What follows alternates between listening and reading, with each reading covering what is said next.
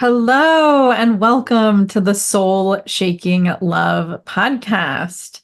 I'm Valerie Green from CoachValerieGreen.com, and this podcast is dedicated to bringing you the world's expert teachers to help you to feel that mind, body, and spirit connection, both with yourself and with your true love.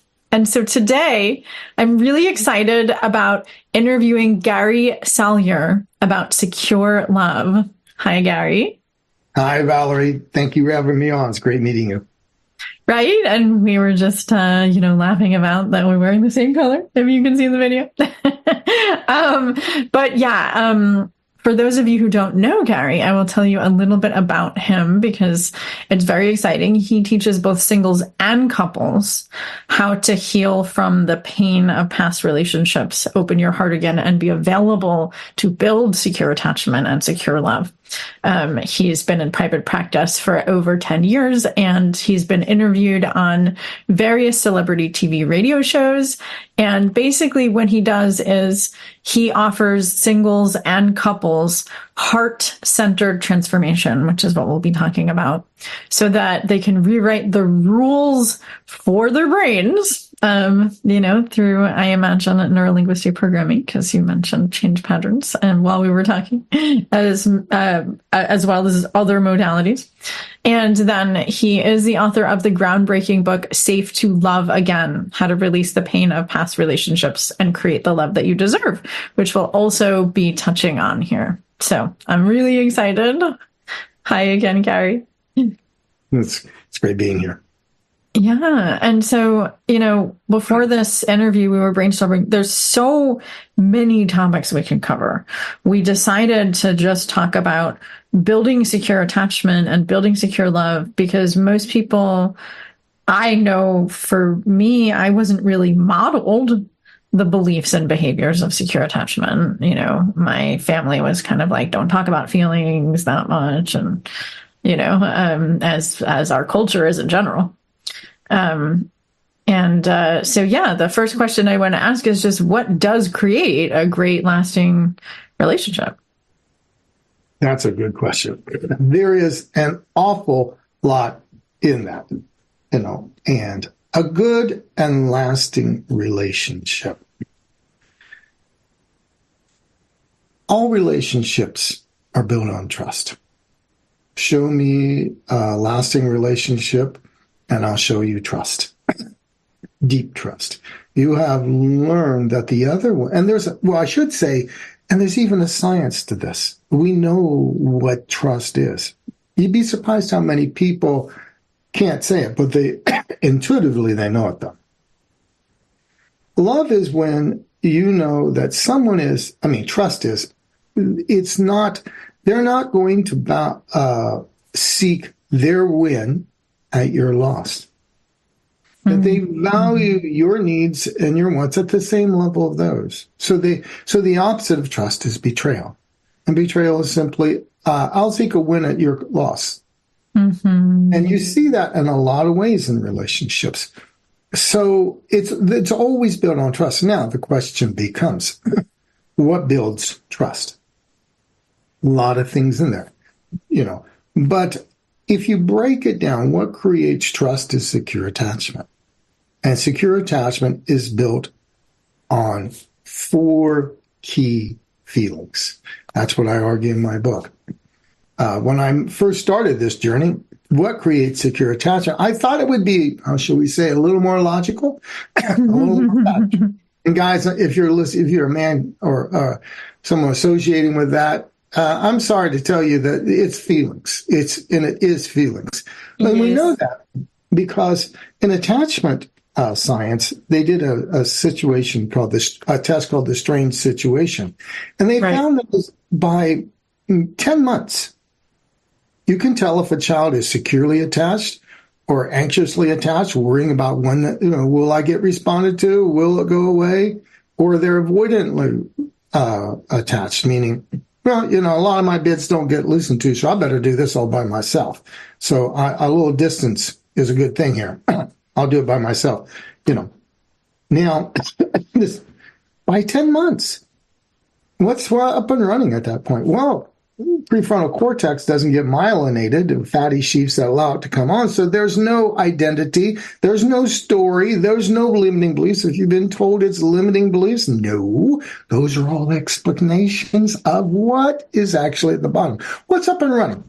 Right, exactly. And I think this is important to understand, 10-month-old baby, we do not remember what happened, but it's a body memory that we're holding on to. It's not a cognitive belief. I'm not worthy.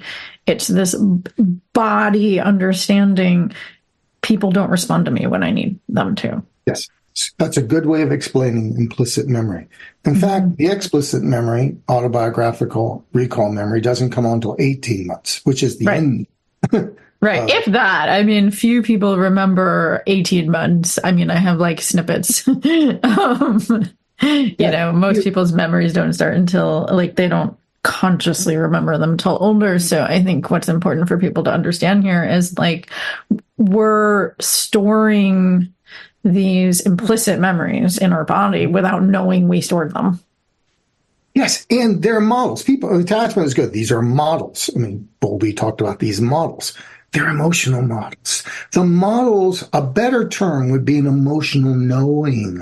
Right. About what you can expect from love. Models that's a little more left brain, right? Yes. But right brain understanding, which is where you really want to sit with attachment, left brain always distorts. The logical always distorts because attachment and all secure attachment is having your right brain and its emotional awareness. It doesn't have language, by the way. This broad context, reading your body, reading the others, feeling your way, getting the whole bigger set of context.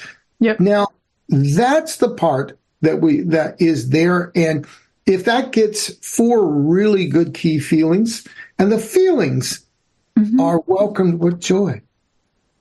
Oh my God, there's little Valerie. We're so glad you came into the world. That sort of welcoming, right?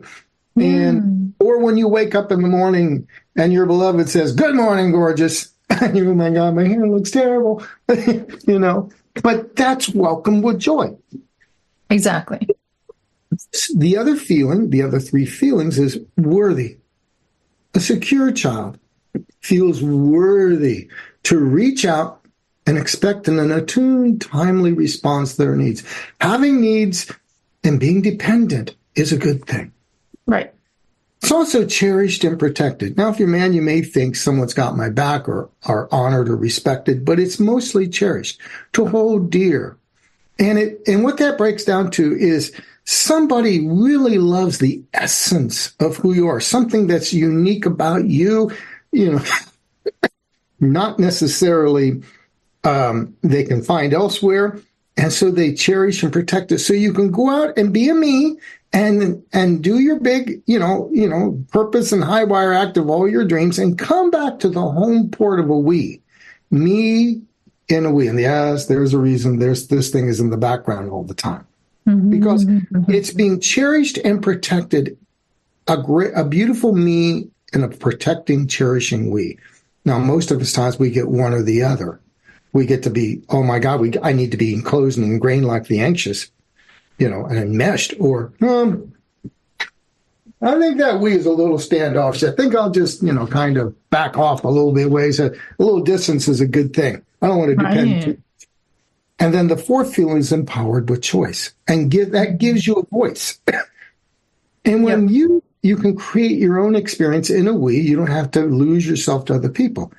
So by the time 3, these emotional knowings are set up, welcomed, worthy, cherished, and empowered.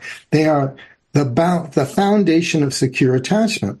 And in fact, I think that it would be helpful, sorry to interrupt you, to even repeat this one more time, just so, people can really take that in, because this is just really profound information, because I think that these are needs that we need, as the attachment researchers have discovered our entire lives, and I agree that this is the foundations of secure attachment, is that we learn how to provide these feelings for each other, which if we didn't receive them fully as children, then we need to release the pain of that, which, I know you talk about, and to build these healthy beliefs and healthy skills. So let's talk about these feelings one more time, and then we can talk about how to create them. Okay. And we can even do a little body-based thing to see if we carry them. So welcome to worthy and cherished and power. That's your body's and your brain's natural GPS for love. But not all of us were given those. Sometimes we're given other feelings, unwelcome or rejected, unworthy, or not so cherished or protected and disempowered. The problem is once you get those feelings in the hopper, the brain will also use them. Yep. So and then as we get older, they create our beliefs about love. I am not worthy. Yes. Etc. When I work with clients, I've had people say, well, I did some work with Tony Robbins or somebody, and I know I have this limiting belief. If you come up, and so I got a vision board, let's do another belief. If you do the belief and change it, and you have not swapped out that deep feeling that's still there in implicit memory, it will simply find another limiting belief to explain. Mm-hmm. Yeah, I think this is really important. Yes.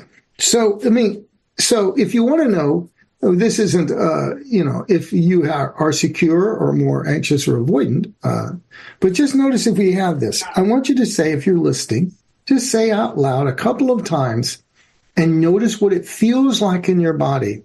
Mm-hmm. Think of if you're in a relationship, think of that relationship. Or if you're not in a relationship, think of a past one, or even with the one you had with your parents. So we got that in mind, and just say out loud and notice if you can say it and your body feels like it can say it, you get a tension or a tightness. I have a full right to feel welcomed in this relationship. I have a full right to feel welcomed in this relationship. I have a full right to be welcomed in this relationship, to feel welcomed. Notice that if your body could securely say that, or some part was holding back, or your breathing stopped, or anything like that.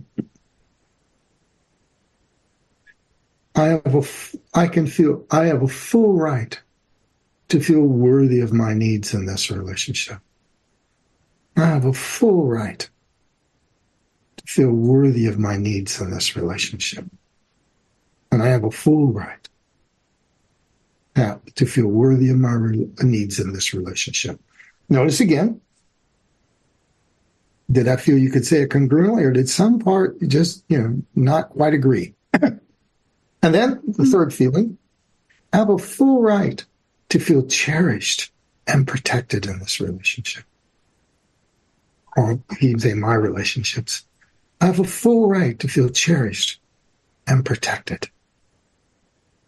I have a full right to feel cherished and protected in my relationships. Notice if that comes up. And then finally, notice what it says in your body. I have a full right to feel empowered in a relationship. I have a full right to feel empowered in a relationship. I have a full right to feel empowered in a relationship. If you got 7 out of 10, for all 4 of those, you probably are running, a pretty secure relationship. We all have pockets, by the way, secure, anxious, and avoidant. No one's all one thing.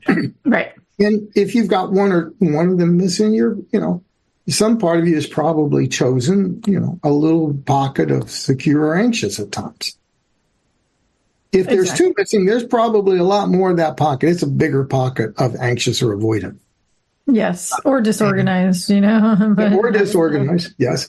Yeah, that's that's like 5% of the population. Most people fit into anxious or avoidant. But if you got it or both, secure, but yes. Yes. And then just kind of notice, if you got 3 or 4, you're probably running a pocket of anxious or avoidant or disorganized, much bigger than the secure. Doesn't mean you don't have a secure. I think the way I look at it, we have pockets, and the best way to reclaim is to find the secure pocket and to expand it instead of saying, oh my God, I am anxious or I am avoidant. Yes. Yes, in certain situations, but I bet there are places you show up better. AKA, how many avoidants have dogs in there? There for their dog. Well, there's a pocket of secure. It's just labeled for dogs, not for people. Exactly. And we can expand it out. It's just a question of slowing down and addressing the feelings like you're talking about. Yes. So, and just notice those feelings. And if you're a couple, the upper division was, think about, if I'm a partner, how well am I giving welcome to a joy to my partner?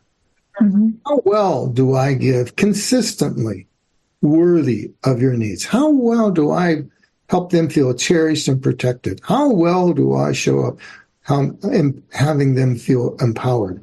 You want to know how to really, if you've got the humility to ask that question, if you can get two people to look at that, that's the road to lasting love right there. How well am I showing up?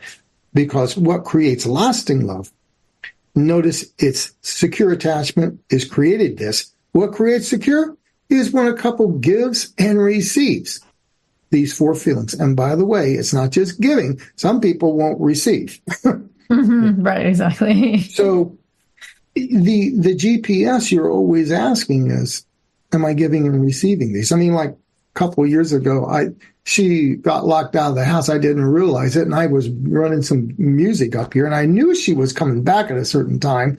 And I guess after 5 minutes knocking on the door, because I forgot I wasn't in college anymore, with the sound of and I hear the knocking. And I look down and go, oh, God. And I just opened the door and said, I bet you didn't feel very welcome with joy, did you? No, I didn't. And I just made the repair then. I knew in that moment I had done a lousy job of offering her one of the four feelings. Yeah, and that's how you create and keep love. You track the feelings, and you fess up when you don't, and you ask for it when you don't get it, and you do it in secure ways. Exactly. I mean, I love the simplicity with which you're sharing that, and I think it is, much easier said than done. And so let's slow that down, because I think that everybody knows how to give like welcoming and empowerment when things go well. I think we all kind of do that when things go well.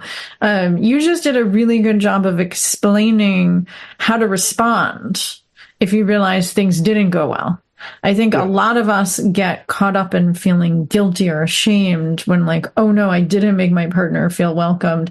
And that's when our attachment programming kicks in. If we're avoidant, we'll just say, oh, well, they don't need it anyway. If we're anxious, then we'll say, now I have to really work hard to get the feeling back, but what is the healthy way to repair when you realize that you haven't, been able to give or receive fully? To your point, by the way, if you think you're going to be perfect at this, if you have found that, please contact me directly. I would like to know where that perfection is, because I've been working on this well. And so far, I don't think she's going to say I'm perfect anytime soon. Totally. I know. Repair is incredibly important because everybody's always making mistakes, and repair is what builds trust, as you're saying. There's repair is the essence, I think, of secure attachment. In fact, babies don't learn to be secure by having perfectly set of attuned responses. The baby has had disruptions and disconnections with mom and dad multiple times. That's the research of Ed Tronick. When you feel secure is when the moment a baby is secure is like, okay, I've been crying for 5 minutes and he has not figured out what I need. Yep, there's the binky again. That's not what I want. No, not the blankie. No. Oh no, the bottle. Thank God she finally got it. He finally got it. When a baby realizes, wait a minute, sometimes they're a little slow on the upgrade, but they'll figure it out. That is the moment. We found out Ed Tronick did some stuff back in the 70s, some experiments, and then he tracked the same research with couples. And he found out mothers, we have this idea that moms are these really super attuned people. They just read minds, and they're almost always right. Research says that and you got to get this number down, 70% of the time, in the first bid for attention or support, that's right to have your needs wet, by the way, moms get it wrong. They're not mind readers. What they're good at is being persistent little creatures. Persistent. Yep, exactly. They will work it until they make the repair. Oh, this is what they need. 70% of the time, we found out, about a third of the time, couples are connected. About a third of the time, they're not connected. There's been a disrepair process going on. I mean, something disconnected, something went wrong. And about another third of the time, they're working on reestablishing repair or reconnection. So there's about a third of the time you're connected and then disconnected and then reconnected. About 70% of the time, you're working on staying repaired. This is why I say that love is won and lost, not in the big moments, not when you give them three dozen roses, not when on the honeymoon they'll have three, not to the trip to Italy, not to the big expensive gift. It's in the little moments, the 6-second moments. Yep. You notice, when I said that, their head went back. That looks like fear. I didn't answer them. Maybe I should say it a different way. It's in those moments of attunement, making a repair. So 70% of the time you will be. And using these feelings, and if you're going to make it, it's going to be an emotional repair. Men, if you're listening out there and you are trying to fix, it does not work. It is because fix is not on the emotional GPS, but these feelings are. So feel. We feel most love when we feel felt. That's Dan Siegel's great work. It is an emotional tuning first and then figuring out what you did. If in the scenario I mentioned, I did not say, I wonder how I can get honey, I'm sure I missed this. Maybe if we can just turn up the tone of the door ringer, it'll work better. No. I listen to her feelings first. Try that other when you get in more deep trouble. So you feel first, you feel second, you feel third. And when people feel felt, they feel connected.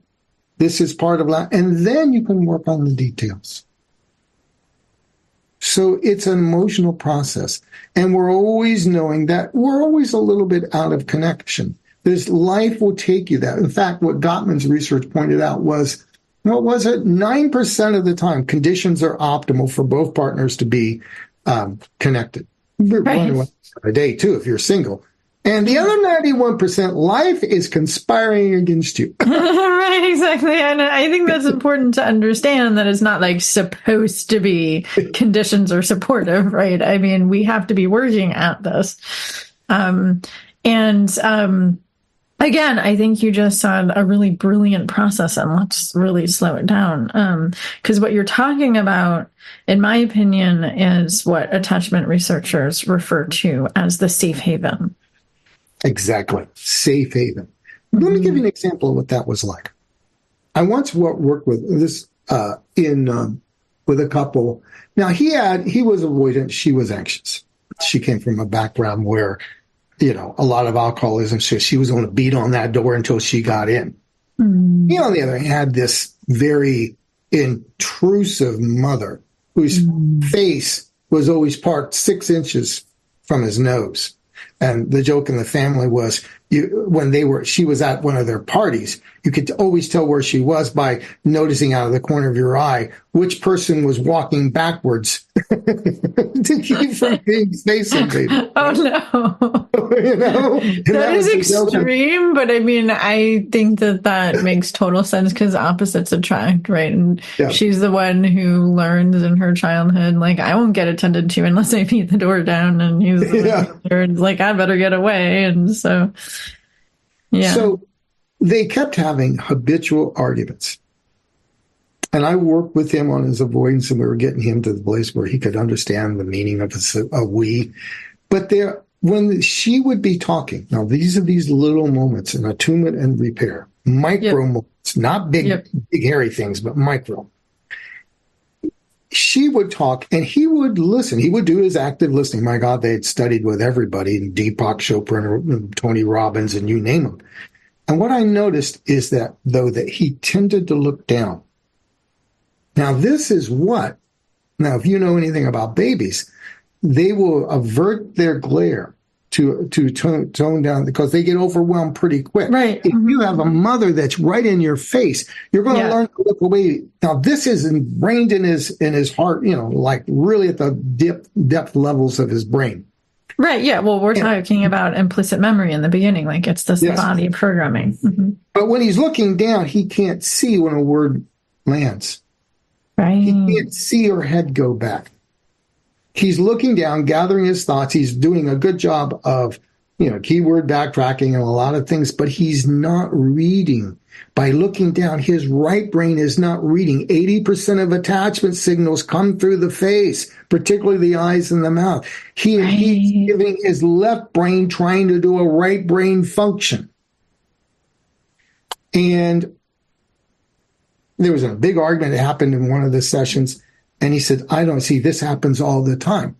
And I said, you need to make eye contact. And I explained this to him. He says, no, I can't do that. And I said, no, you can learn to do that. And then I taught him how to look and talk and listen at the same time. And after 45 minutes, I said, did you notice that little look in her eyes?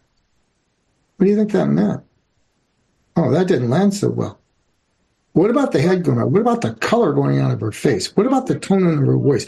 And I get him, walk back. I said, I want you to practice looking at her face and really reading her, and then make minor little adjustments in the moment. If that word didn't land, well, honey, if that didn't land well, maybe, find out what is, make a repair. 2 weeks later, they come back in and they go, it's a miracle. 80% of our arguments have gone away. It's a miracle. And he goes, I had no idea. Now notice his looking away, his old safety pattern. This is the only place he could keep from being. He wasn't being pernicious. He was going over to the left brain, trying to make it logical, looking down. All ways a little kid can learn how to soothe themselves. Most avoidants fall in that camp. Now she would ratchet it up. Okay, and this was their little, the little dance. All it took was noticing the dance of secure is a little different than what you will hear. If you break it down to the science of secure, it is having enough facial contact, reading the face, letting your right brain lead, not your left, and feeling. And then you can, and if you feel first, then you know what adjustments to make.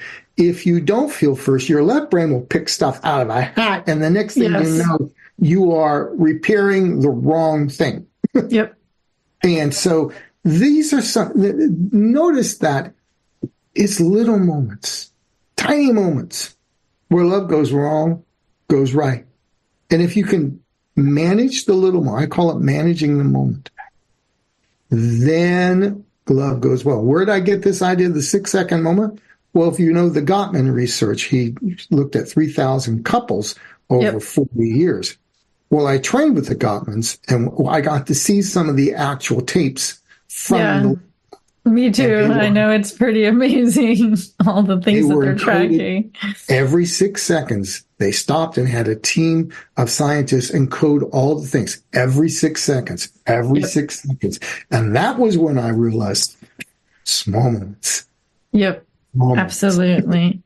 Yeah, his book, The Science of Trust, is all about that, right? It's about bidding, but that's what a bid is these teeny little unconscious, hey, it's a nice day outside, is a bid for attention. And depending on whether we turn towards or turn away, which he describes in that book, that's what builds secure attachment or not. So I love what you're saying. And between partners, she has this little thing where she goes, and I know what that means. Did you get me? Did you get me? Now, you got to know the little things. Sometimes it's nonverbal. Yeah. Well, that's what I'm saying. Yep. It's these little teeny, and as you're saying, it's body language. It's facial expression. It's tone of voice. It's whether you're looking in the person's eyes or not. And I think that what makes that so hard is, well, for lack of a better word, trauma. That when our nervous systems don't feel safe, when we get dysregulated based on whatever our programming is from childhood, then for most people, it's really, really, really hard to stay present with our feelings when somebody else has pain. And that's what makes most people go into their defense patterns, either anxious or avoidant. And so I love how you said you taught him how to use eye contact when he said he couldn't. So how do you make that feel safe for people? Well, with him, I had to do a private session before because I'd already seen this.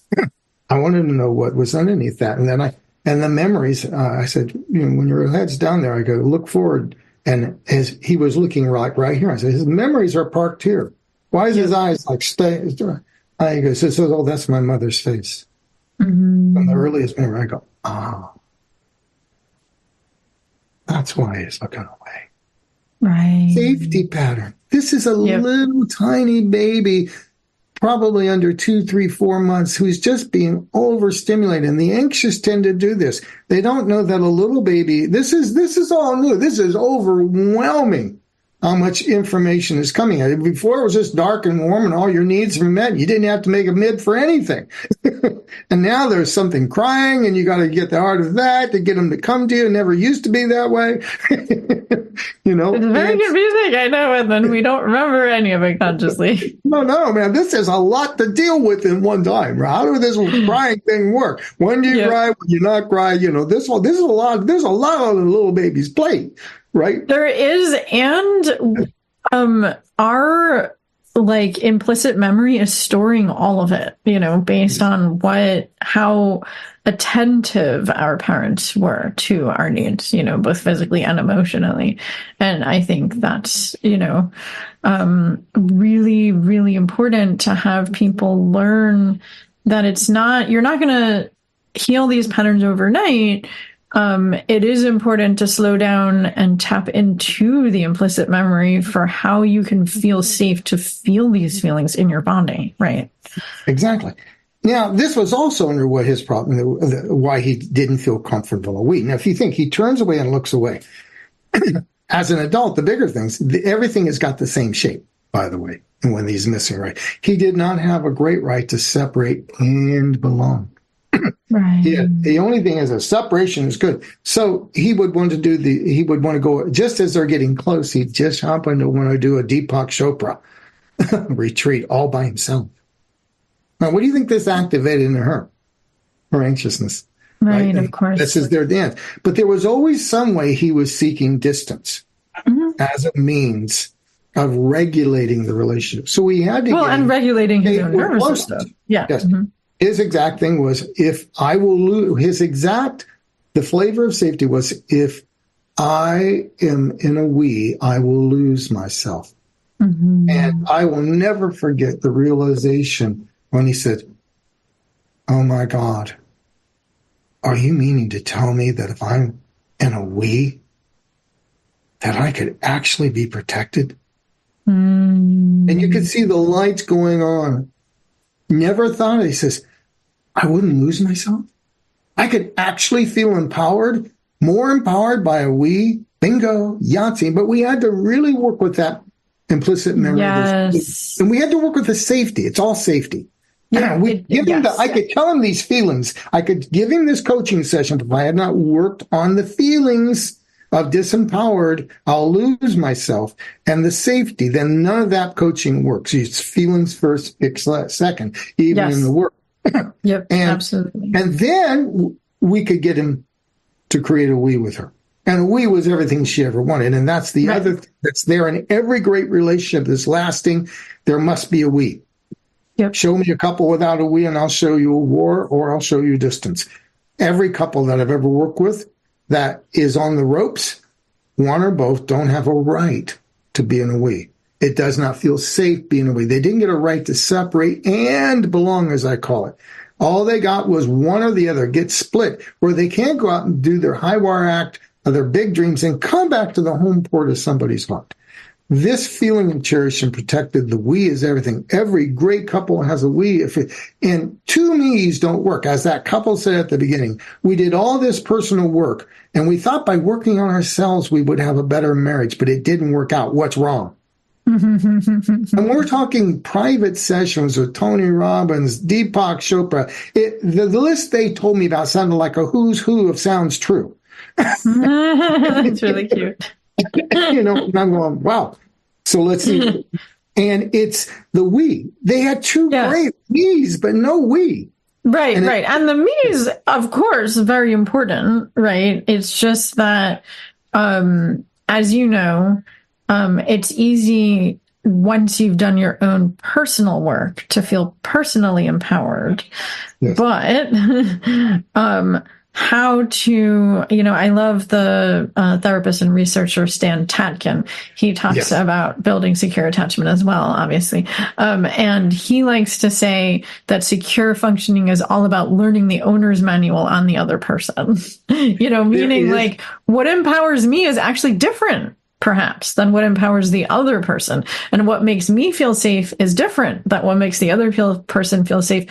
And it's learning through attunement, like you're talking about, learning how to respond to the other person's feelings and signals, to learn how to provide them with those four feelings, because what provides that for me might be different for what provides it for you. And so just because we do our own individual work, which is of course really important, doesn't mean that we know how to build secure attachment with the person we're with, so it's all about that communication and that attunement, right? Well, that's why this attunement, what Dan Siegel would call attunement, a lot of attachment, Gottman calls love maps. It's how well have you got a working, very detailed, granular level of maps. And the other thing I like about Stan Tatkin's work, he talks about a couple bubble. Now I call that. I know. It's such a silly name, but I love it. The couple bubble, although once it was almost funny, I was dealing with a couple in which he had an affair. And we were doing some of the reparative work later after the atonement work. And I said, what we need is a really strong, secure couple bubble. And she looks at me, she goes, I don't want a bubble. No. And a couple of expletives before it. She goes, I want a blankety blank force field. Like, okay, force field. We're gonna have a secure force firewall. Firewall, you name it, man. No bubble, the force field. Yeah, I know. Don't give me this bubble crap. Right. But but I agree with you that a couple bubble is made up of these agreements. Yes, and, they are. That is really, I think, a lot of, that's what I talked about when I talked about your work, is that you help couples create this framework. They create the relationship that works for them, because I think the default is not that inspiring, just till death do us part, etc. And it's important for us to create this. Yes. Yeah, what is the great enemy of lasting love? It's anything that gets between the we. You have two partners, and what I will sometimes tell people, my real client is not you or you. It's right between you, the energy between you. Now, you can have secure attachment, but you can let your kids get in there, and they will have a tendency to weasel them ways in it. Or you could have aging parents, for the best of reasons, are taking a lot more elder care, and it's robbing your we of the moments it needs. Or you could be avoidant, and you could just have the career being God in your life, And what I know is, there is no distinction here gender-wise. Whether no gender wants man, woman, male, female, whatever you want to call it. If there is someone who feels they are second, third, fourth, fifth list on that list, they don't like it. There's no distinction there. None. Nobody wants to be fifth. Human beings, when we are partnered in this intimate thing that, we call partnership, marriage, what you want to call it, secure attachment, it is a singular identity where both have lent themselves to it and their best characteristics, and the we has a life of its own. It's the great cherishing umbrella. And if anything gets in there, you got to get it out. A mother-in-law, I remember one time I had to have a husband divorce the mom and put the wife there beside him. Yeah, no, exactly. And I mean, I've had literally mean that, but boundaries, yes. Yes. So you've got to always be thinking not only attunement, how's the we doing? You have to have a we-ometer. Yep. Yes, a we-ometer. Oh my God, I love that. Yeah. Do you literally have a we-ometer? Or is it more just an intuitive feeling? The we-ometer, I was struggling. I check in all the time. I'm always doing that because I practice what I preach. But when I'm first working with couples and I'm getting them out of, the depths and they're coming back up, I have them on Sunday nights have a little check-in. So on a scale of 1 to 10, how did I do as a spouse or partner, husband, wife? Anything under 9, you say, and then you say, well, so what feeling was missing, and where can we? And then you think, how can we build a we? You're looking the we, and you're looking at the feelings. You're tracking the we and the feelings. So if the feeling is gone, where did that hurt the we? Now, the other thing I tell people, my first move with couples, and when I've trained some therapists, I'm like, oh my God, this is a great first move. Where do couples come in that are that are not in that lasting groove? They're in conflict or they're in distance. But usually they're in conflict, right? Yeah. Usually what motivates couples to come in, yes. And the first session is pointing fingers. And you're pointing the fingers. My job is to point out the pattern. Right. Because there's a pattern. They got a certain dance. And then my first move is say, so we can blame the partner or we can blame the pattern. Yep. What if you become a team and a we noticing when the pattern is in it? Honey, it looks like the pattern of us not listening to each other is in the room again. Yeah, or us making each other wrong, or being defensive, or yes, exactly. Doesn't that sound better than going, you're just making me wrong again? Right. Yeah.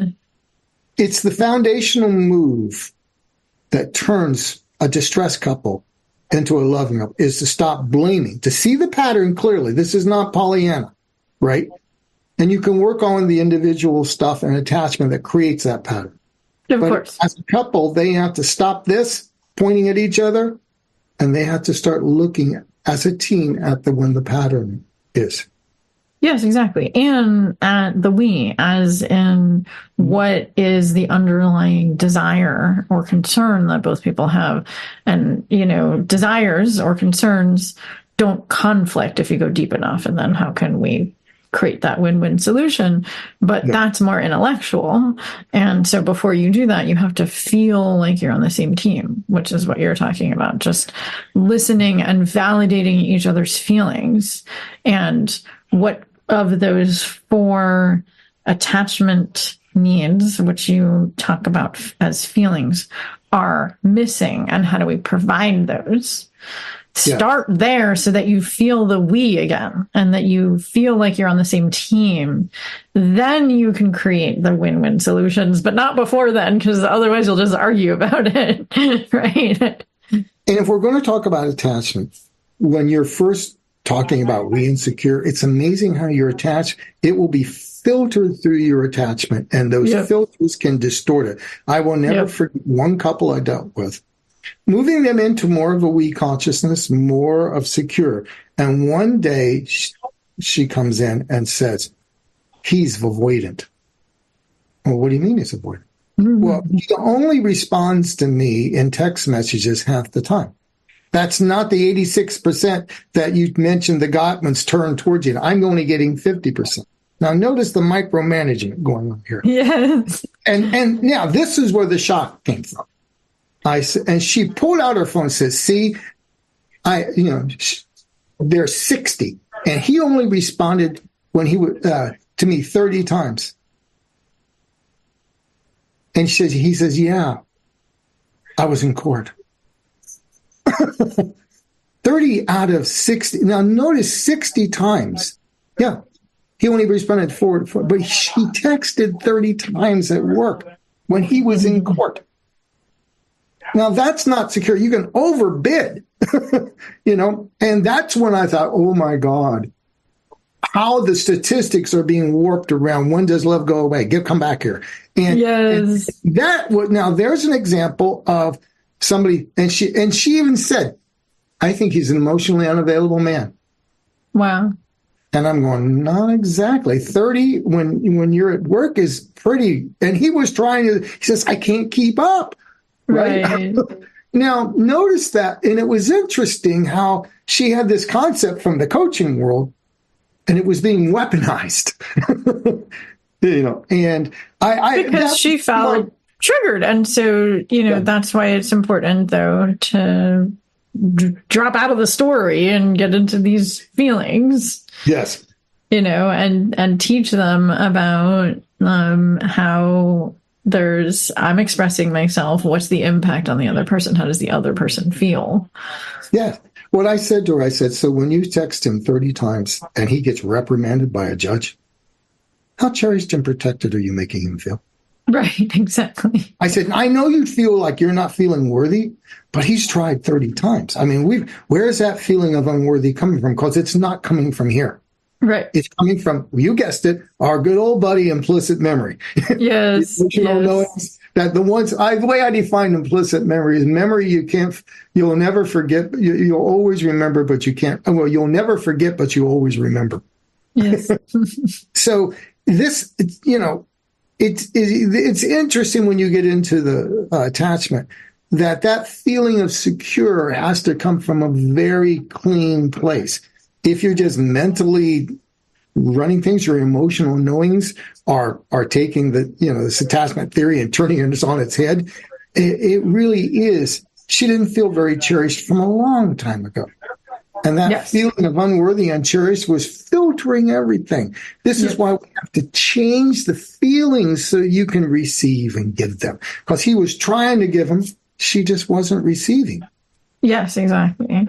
And when you say change the feelings, what I imagine you mean is slow down and create the safety. Because you can't just change feelings, but emotions are energy in motion. And when you feel them, and then, of course, I know that you have your tools that you use, such as neurolinguistic programming and many others, to change the feelings once you slow down and feel them.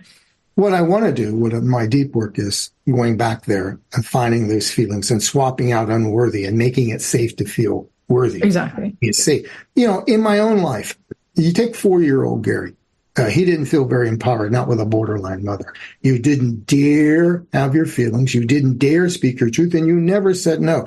There was no right, what I call right to assert, no right. If you went back to Gary and said, give him a good Tony Robbins lecture, you can feel empowered, you can have some personal power, he wouldn't have survived. Right. Wasn't safe. But 25 years later, when I can't speak my truth to my first wife, not so good. Not so good. So it was feeling, you have to know the exact flavor of unsafety that took one of those core feelings off the map, and then make it safe to feel that feeling again. Yeah. And then if you can swap that so they're really feeling worthy and it's safe or empowered, then they are more likely to receive it and more likely to give it. And then these skills that, coaches and therapists teach, they will be given the emotional soundtrack that they were meant to have.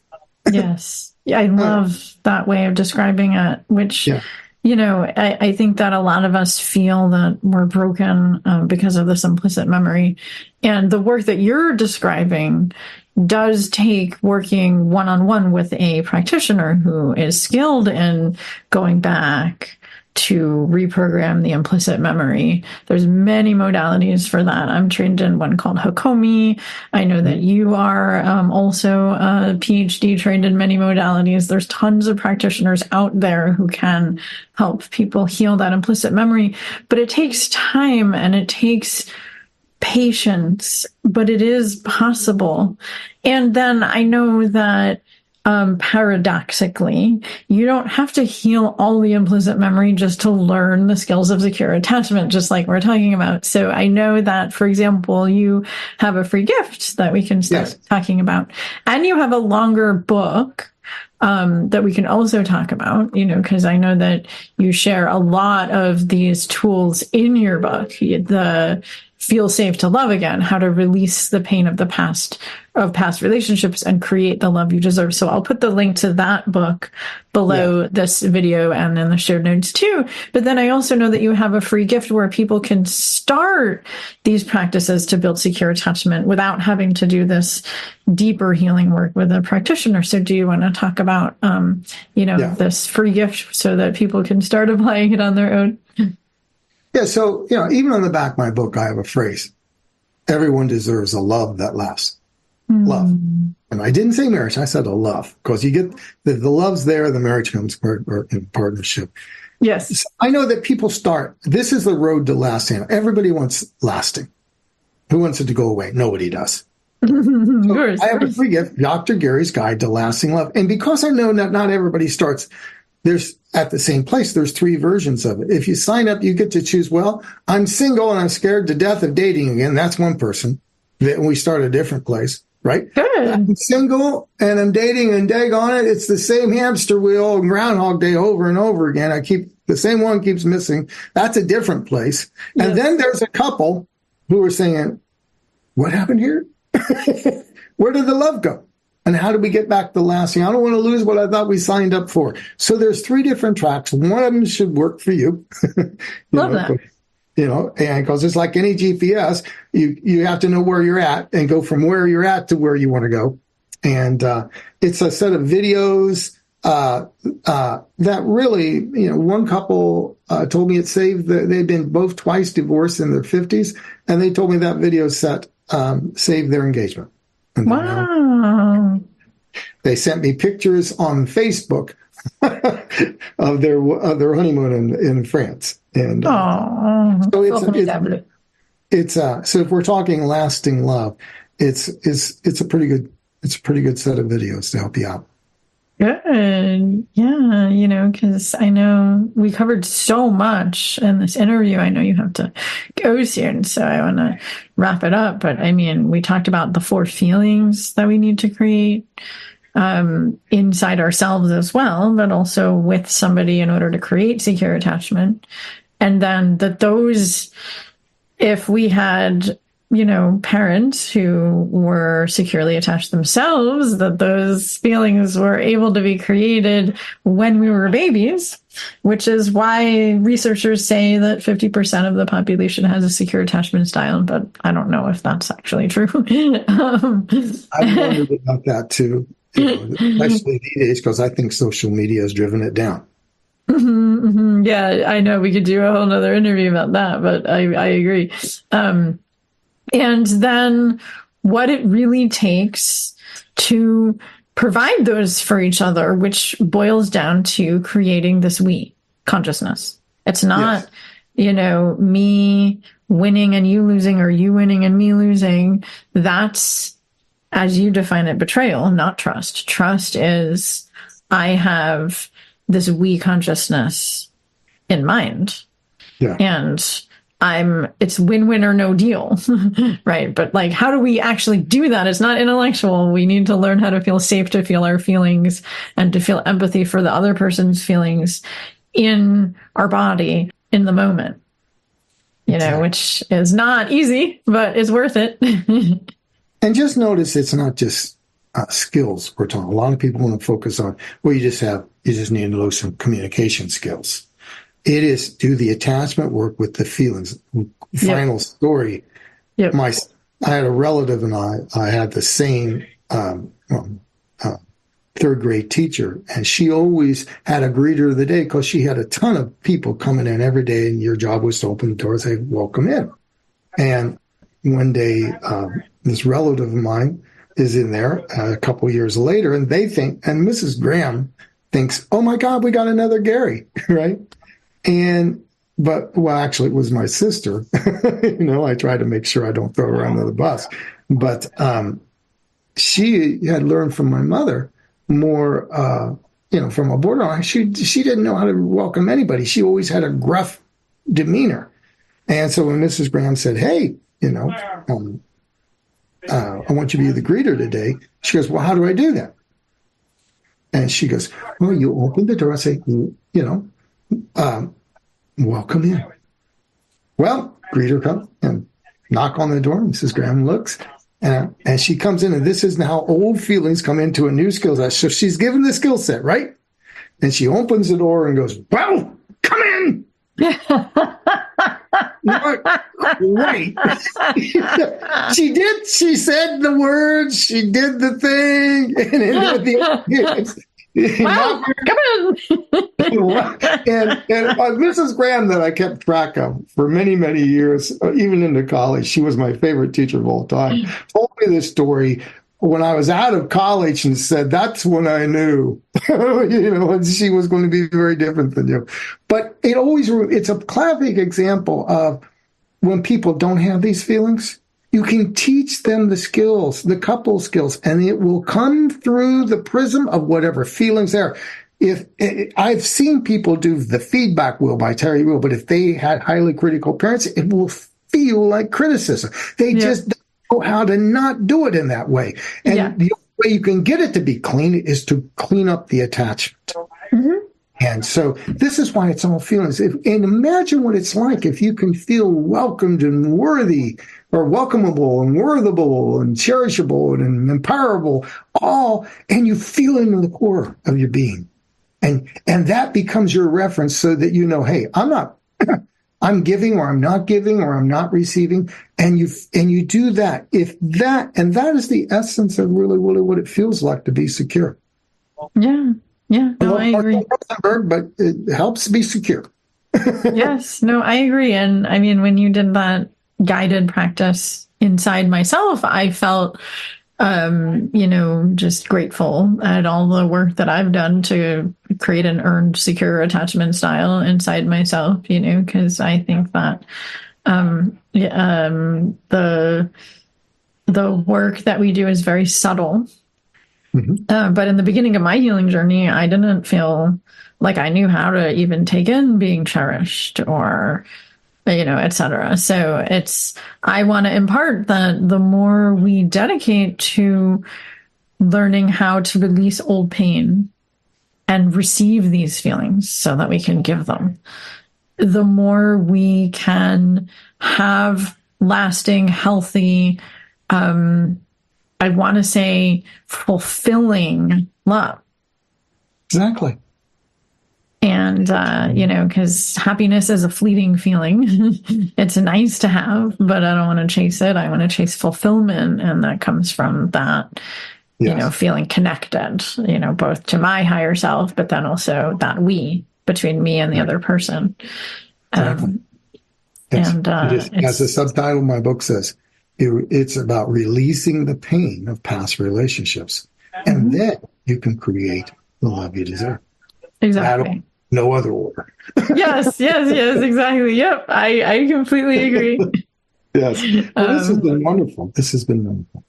Yeah, likewise. Yeah, it's really, I knew I would enjoy talking to you. It's been a very fruitful conversation. And so I think that people, if they want to learn more about your work, they can check out. I love that you have 3 different tracks. So whether you're single and just dating again, or single and attracting the same kind of partner, or in a couple and in conflict, then Gary's Free Gift, Dr. Gary's Guide to Lasting Love, The Path to Secure Love, that video training can help you get you on the right track. And I'll also put the link to your longer book, because I completely agree. Releasing the pain of the past so that you can then create the love that you deserve is the name of the game. And that's what your longer book is about. So I will put the link to that below this video and in the show notes if you're listening to the audio as well.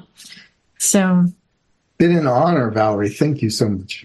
Yes, of course. It's also been an honor for me because I love, I could talk about this all day long. In fact, I know we both do. But, that means we're in the right career, and I hope that this benefits people so that they can feel hopeful and empowered that lasting love is possible. So, on that note, until next time.